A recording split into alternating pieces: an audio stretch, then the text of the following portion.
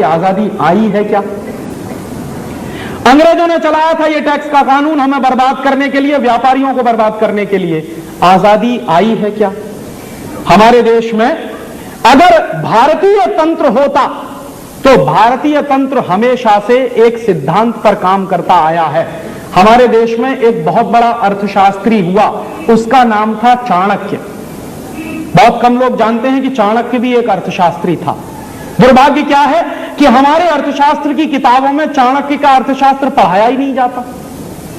दुनिया जहान के तमाम अर्थशास्त्रियों को तो हम पढ़ते हैं, स्मिथ ने क्या कहा, स्टीवेंसन ने क्या कहा, उसने क्या कहा, फलाने ने क्या कहा, डिमाके ने क्या, जिससे हमको कुछ लेना देना नहीं है। लेकिन मेरे देश में जो सबसे बड़ा अर्थशास्त्री हुआ चाणक्य, उसी को नहीं पढ़ाते आपकी विश्वविद्यालय की शिक्षा में। माने गुलामी की शिक्षा है। चाणक्य जानते हैं क्या कहता था? एक बार चंद्रगुप्त और चाणक्य का झगड़ा हुआ। चाणक्य प्रधानमंत्री था, चंद्रगुप्त राजा था। तो चंद्रगुप्त और चाणक्य का झगड़ा हुआ। झगड़ा किस बात का हुआ? चंद्रगुप्त ने चाणक्य से कहा कि मुझे टैक्स कलेक्शन बढ़ाना, रेवेन्यू ज्यादा कलेक्ट करना। क्यों पूछा उसने? कि मुझे समाज सेवा के काम करने हैं। तो चाणक्य ने कहा कि समाज सेवा के काम तुम मत करो, इसके लिए समाज के लोग बहुत हैं, वो कर लेंगे। कहने लगा नहीं नहीं, मुझे रेवेन्यू कलेक्शन बढ़ाना ही बढ़ाना है ताकि राज्य के लिए कुछ ज्यादा पैसा मेरे पास बच सके। तो चाणक्य ने उससे कहा कि तुम रेवेन्यू कलेक्शन बढ़ाओ, तुम्हारे मन में योजना क्या है? कहने लगा मैं टैक्स बढ़ाना चाहता हूं। तो उसने कहा कि कभी गलती मत करना।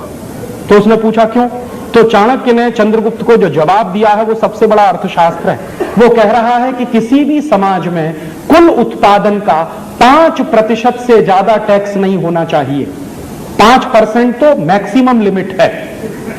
और इस समय वो बात कर रहा है चंद्रगुप्त से, तो कह रहा है कि इस समय हमारे राज्य में टोटल उत्पादन का 5% कर लग रहा है ऑलरेडी, इससे ज्यादा कर नहीं होना चाहिए। तो उसने पूछा कि फिर ये हमारा टैक्स का कलेक्शन कैसे बढ़ेगा? तो कह रहा है कि तुम राज्य का वातावरण ऐसा बनाओ कि व्यापार 2 गुना हो जाए, तो तुम्हारा टैक्स कलेक्शन 2 गुना हो जाएगा। माने तुम व्यापार इतना बढ़ाओ कि वो अभी जो व्यापार चल रहा है उसका 2 गुना हो जाए, तो तुम्हारा टैक्स कलेक्शन 2 गुना हो जाएगा। टैक्स की दर बढ़ाने की जरूरत नहीं है। और वो चेतावनी दे रहा है कि ये गलती मत करना। चंद्रगुप्त ने वही किया, और चंद्रगुप्त ने जो किया उसको भारतीय इतिहास में कहते हैं कि वो गोल्डन पीरियड था, हमारा स्वर्ण युग था। क्यों?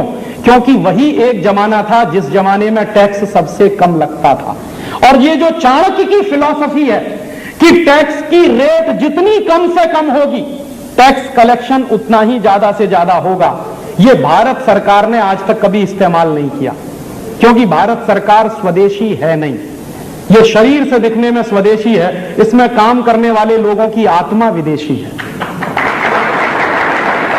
अगर उनकी आत्मा देशी होती तो चाणक्य की इस फिलॉसफी को कब का इस देश में लागू किया गया होता। हमारे देश में एक ही नेता हुआ जिसने चाणक्य की इस आर्थिक फिलॉसफी को पूरी हिम्मत के साथ लागू करने की कोशिश की। शायद उसका नाम आप नहीं जानते होंगे। वो व्यक्ति था गुलाम बख्शी, जम्मू कश्मीर का चीफ मिनिस्टर हुआ। तो जब गुलाम बख्शी जम्मू कश्मीर का चीफ मिनिस्टर हुआ तो चाणक्य के अर्थशास्त्र को उसने पढ़ रखा था। तो चाणक्य के अर्थशास्त्र को पढ़ने के बाद उसने फैसला किया, चीफ मिनिस्टर बन गया, उसके तुरंत बाद उसने फैसला किया कि पूरे जम्मू कश्मीर में टैक्स की रिडक्शन करनी, टैक्स की दर कम करनी। और कितनी कम करनी है? उसने कहा मैक्सिमम 10%, इसके ऊपर नहीं जाना। तो हंगामा मच गया पूरे देश में। क्या हंगामा मच गया?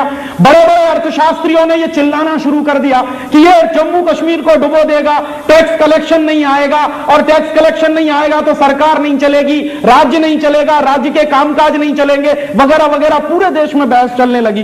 गुलाम बख्शी ने कहा कि मैं मुख्यमंत्री हो गया हूं, मैं ये करूंगा। और अगर चाणक्य ये कहता था तो एक बार करके तो देखूं, हो सकता है परिणाम निकल आए उसमें से। तो उस आदमी ने हिम्मत की और उसने टैक्स कम करते करते करते करते करते कहां तक ले गया? 10% पे ले गया। और उसने कहा 1 साल तक मैं यही चलाऊंगा। 1 साल उसने चलाया। 1 साल के बाद नतीजा जानते हैं क्या निकला?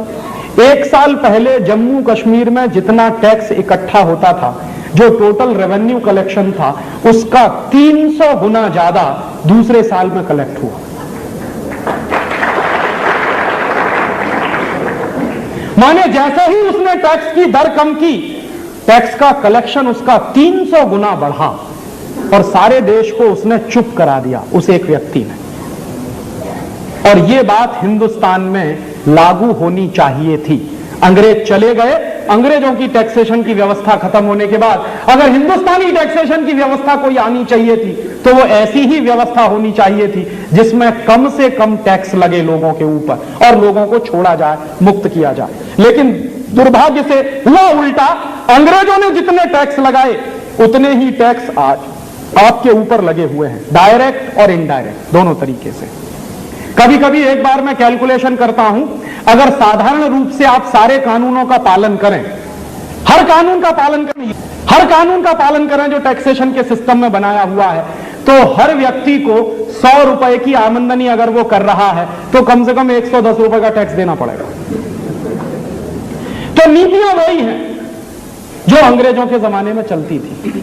और बंबई जैसे शहरों में, बड़े महानगरों में एक दिन मैं बैठा था, मेरा एक दोस्त है चार्टर्ड अकाउंटेंट, मैंने उससे कहा कि यार कुछ कैलकुलेशंस करते हैं कि ये टैक्सेशन का नेटवर्क है, इसको समझने के लिए। तो बंबई जैसे देश शहर में बैठकर जब हमने कैलकुलेशन करना किया तो ईमानदारी के साथ अगर कोई 100 रुपए कमाए तो 127 रुपए का टैक्स देना पड़ेगा उसको। ये आज भी 127% टैक्स का रेट आज भी है, डायरेक्ट और इनडायरेक्ट दोनों मिलाकर। और यही व्यवस्था चल रही है जो 250 साल पहले चलती थी। इसलिए मैं कहता हूं कि आजादी आई नहीं है और आपको भी वैसे ही चूसा जा रहा है, बर्बाद किया जा रहा है जैसे अंग्रेजों के जमाने में होता था।